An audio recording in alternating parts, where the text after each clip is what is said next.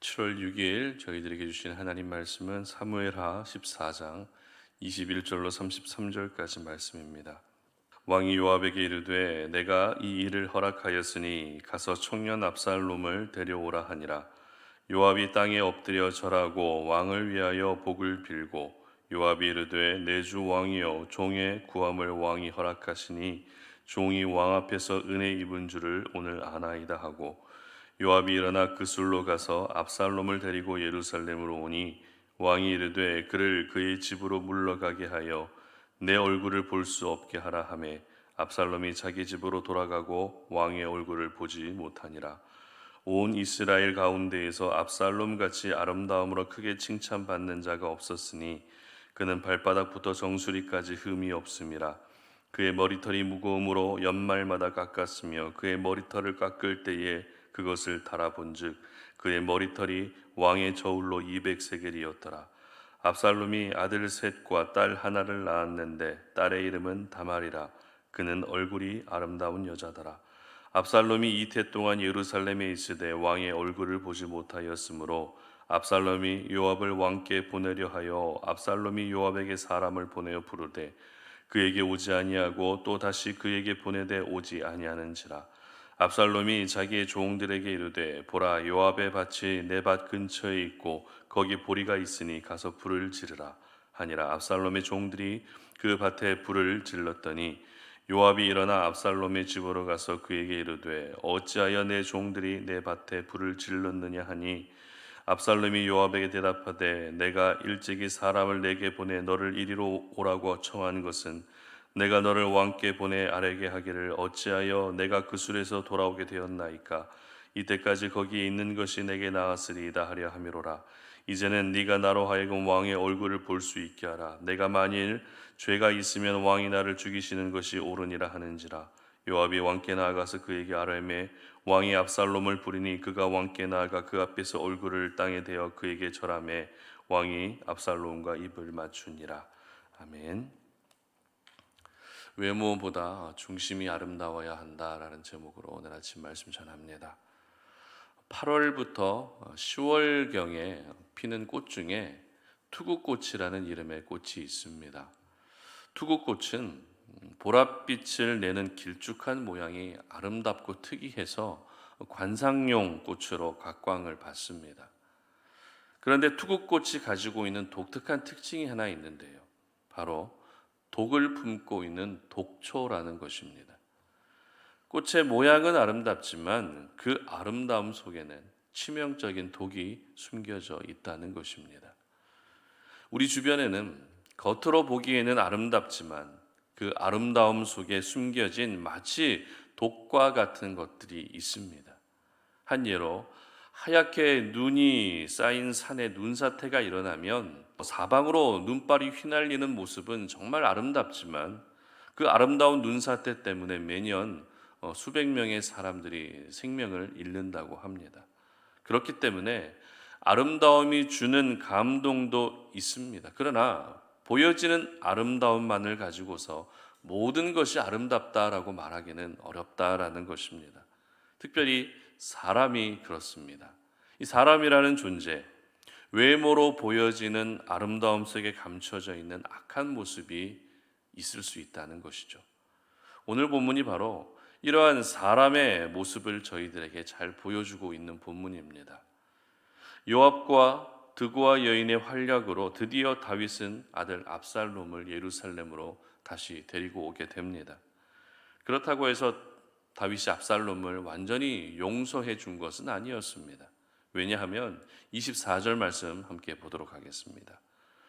왕이 이르되 그를 그의 집으로 물러가게 하여 내 얼굴을 볼 수 없게 하라 하매 압살롬이 자기 집으로 돌아가고 왕의 얼굴을 보지 못하니라. 자, 바로 아버지 다윗의 얼굴을 보지 못하게 했기 때문입니다. 예루살렘으로는 데리고 왔지만 얼굴을 보지 못하게 했다는 것입니다. 얼굴을 보기 싫다는 것이죠. 이와 같은 다윗의 모습이 아버지로서 너무 매정한 것 아닌가라는 생각도 들지만 또 한편으로는 압살롬이 큰 잘못을 했기 때문에 그럴 수도 있겠다라는 마음도 드는 것이 사실입니다. 이렇게 압살롬은 예루살렘에 돌아오게 되고 다윗과 압살롬은 편하지만은 않은 불편한 부자 관계로 삶을 계속 이어가게 됩니다. 그리고 성경은 바로 이어서 압살롬에 대해서 자세하게 소개하고 있는데요. 이제 곧 압살롬이 일으키게 될 반역을 암시하면서 압살롬은 이런 사람이다라는 것을 성경을 통해 저희들에게 보여주고 있는 것입니다. 압살롬에 대해서 기록하고 있는 말씀 25절과 26절을 함께 읽어보도록 하겠습니다. 온 이스라엘 가운데에서 압살롬같이 아름다움으로 크게 칭찬받는 자가 없었으니 그는 발바닥부터 정수리까지 흠이 없음이라. 그의 머리털이 무거움으로 연말마다 깎았으며 그의 머리털을 깎을 때에 그것을 달아본즉 그의 머리털이 왕의 저울로 200세겔이었더라. 아멘. 성경이 기록하고 있는 압살롬이라는 사람은 어떤 사람이었다고요? 한마디로 아름다운 사람이었다라는 것입니다. 그것도 아름다움으로는 이스라엘 중에 단연 최고였다는 것입니다. 그런데 아름다움의 상징으로 무엇을 언급하고 있습니까? 머리카락을 언급하고 있다는 것을 저희들은 주목할 필요가 있습니다. 머리카락을 통해서 압살롬이 아름다운 사람이다라고 보여주고 있다는 것은 압살롬의 아름다움이 내면의 아름다움이 아니라 외모의 아름다움이었다라는 것을 알 수 있습니다. 그리고 이어지는 27절 말씀도 함께 읽어봅니다. 27절입니다. 압살롬이 아들 셋과 딸 하나를 낳았는데 딸의 이름은 다말이라. 그는 얼굴이 아름다운 여자더라. 아멘. 이제는 압살롬의 자녀들을 소개하면서 그의 딸마저도 어떤 여인이었다고요? 아름다운 여인이었다라고 거듭 강조하고 있습니다. 이처럼 압살롬은 혈통으로 모든 가족이 아름다울 만큼 아름다움으로 상징이 되는 그런 사람이었습니다. 외모만큼은 압살롬을 그 누구도 따라올 수 없을 만큼 압도적인 비주얼을 가지고 있는 사람이었습니다. 압살롬의 수식어는 다윗의 아들이라는 수식어보다 아름다운 사람이라는 수식어가 더 잘 어울리는 아름다움의 아이콘과 같은 존재였던 것입니다. 그런데 성경이 압살롬의 아름다움에 대해서만 집중적으로 기록하고 있다는 것은 압살롬의 모습 속에는 큰 반전이 있다는 것을 의미하는 것이기도 합니다. 그 반전에 대해서 기록하고 있는 말씀이 30절입니다. 30절 함께 봅니다. 압살롬이 자기의 종들에게 이르되 보라 요압의 밭이 내 밭 근처에 있고 거기 보리가 있으니 가서 불을 지르라 하니라. 압살롬의 종들이 그 밭에 불을 질렀던. 자, 지금의 상황이 어떤 상황인가 하면 이 압살롬이 요압의 밭에 불을 질렀다는 것입니다. 불을 지른 이유는 지난 2년 동안 다윗의 얼굴을 보지 못하게 되자 압살롬의 마음 가운데 어떤 생각이 생겼는가 하면 나를 이렇게 얼굴도 보지 않을 거면 왜 예루살렘으로 데리고 왔는가라고 하는 불만이 쌓이기 시작한 것입니다. 그러면서 요압을 통해서 자신의 속마음을 아버지 다윗에게 전달하려고 했지만 아무리 요압을 불러도 요압이 오지 않는 것입니다. 그러자 결국 요압의 밭에 불을 지르면 요압이 내게 올 것이다 생각하고 요압의 밭에 불을 지렀던 것입니다. 오늘 저희들은 밭에 불을 질러 가면서까지 요압을 자기에게 오게 했던 압살롬의 모습을 보면서 아무리 사람이 외모가 아름답다 할지라도 그 중심이 악하면 소용없다라는 사실을 기억할 수 있어야 됩니다. 압살롬이 불을 지른 밭의 소유는 요압의 소유입니다. 즉 요압의 재산이라는 것입니다. 따라서 압살롬은 자신의 목적을 이루기 위해서는 남의 소유와 재산까지도 함부로 하는 그런 악한 사람이었던 것입니다. 그리고 이어지는 사무엘하 15장 말씀이 어떤 말씀입니까? 바로 압살롬이 반역을 일으키는 장면이라는 것입니다. 이처럼 성경은 다윗의 아들이면서도 반역을 일으킨 압살롬이 결코 선한 사람이 아니었다라는 것을 집중적으로 기록하고 있는 것입니다.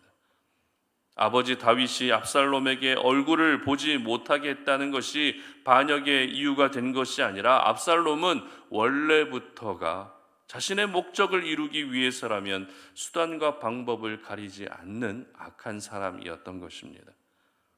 첫째 아들 암논을 죽일 때도 마찬가지였습니다. 물론 암논이 자신의 누이를 추행했다는 것은 잘못된 일이지만 암논을 죽여야 되겠다라고 하는 그 목적을 끝내는 이루었던 것을 볼 때 압살롬은 수단과 방법보다 자신의 목적 달성이 항상 최우선이었던 사람입니다.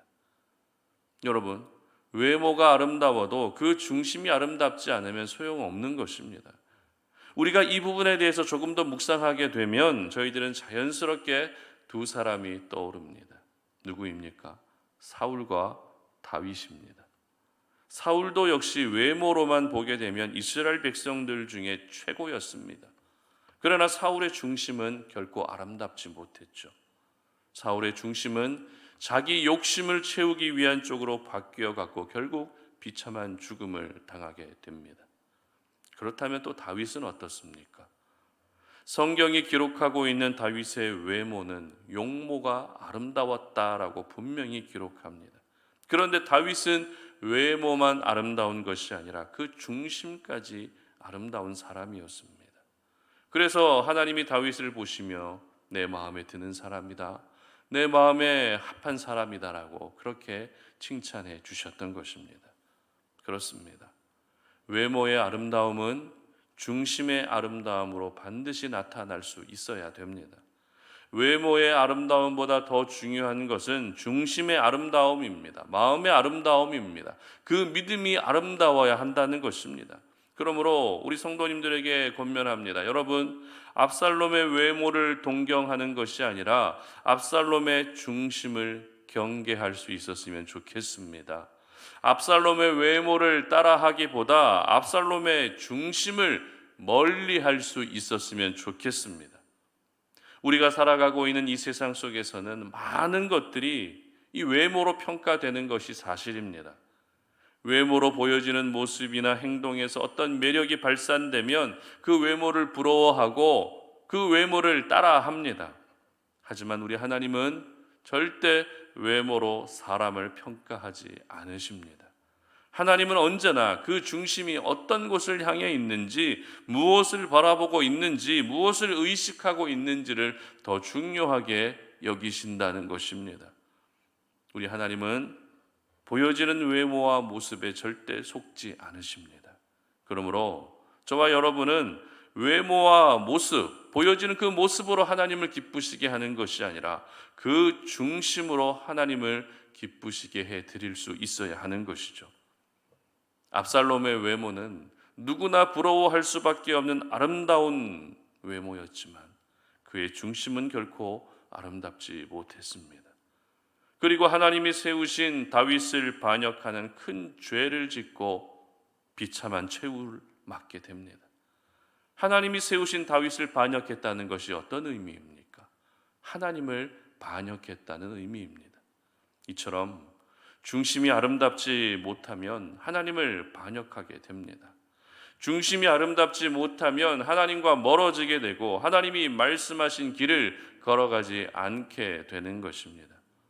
바라기는 우리 성도님들은 외모에 중점을 두며 살아가는 것이 아니라 그 중심과 마음에 중점을 두며 살 수 있었으면 좋겠습니다. 보여지는 외모와 모습으로 나의 존재감을 스스로 드러내는 삶이 아니라 보이지는 않지만 아름다운 중심을 가지셔서 하나님께서 여러분의 중심을 보시고 여러분의 존재를 드러내 주실 수 있었으면 좋겠습니다. 그래서 우리 송탄 어린의 모든 가족들은 믿음과 삶과 마음과 성품과 성격까지 모든 부분들이 아름다운 그런 하나님의 사람들이 되시기를 주님의 이름으로 축복합니다. 함께 기도하겠습니다. 하나님 아버지 감사합니다. 오늘도 우리가 이 아침에 하나님 말씀 앞에 우리의 모습을 돌아보며 또 기도의 자리로 나아가고 기도하며 오늘 이 하루를 시작합니다. 오늘 저희들에게 주신 생명의 말씀을 우리의 마음에 깊이 새기면서 아버지 하나님, 우리가 외모로 그렇게 사람들에게 자랑하고 보여지는 외모에 내가 중점을 두며 살아가는 것이 아니라 보이지는 않지만 그 중심을 하나님 앞에 바르게 하여서 중심이 아름다운 하나님의 사람으로 살 수 있도록 은혜를 베풀어 주시옵소서. 그래서 그 중심을 보시며 언제나 우리를 칭찬해 주시고 그 중심을 보시며 하나님의 마음을 기쁘시게 해드릴 수 있는 우리 모든 성도님들 되게 하여 주시옵소서. 감사드리며 예수님의 이름으로 기도드립니다. 아멘.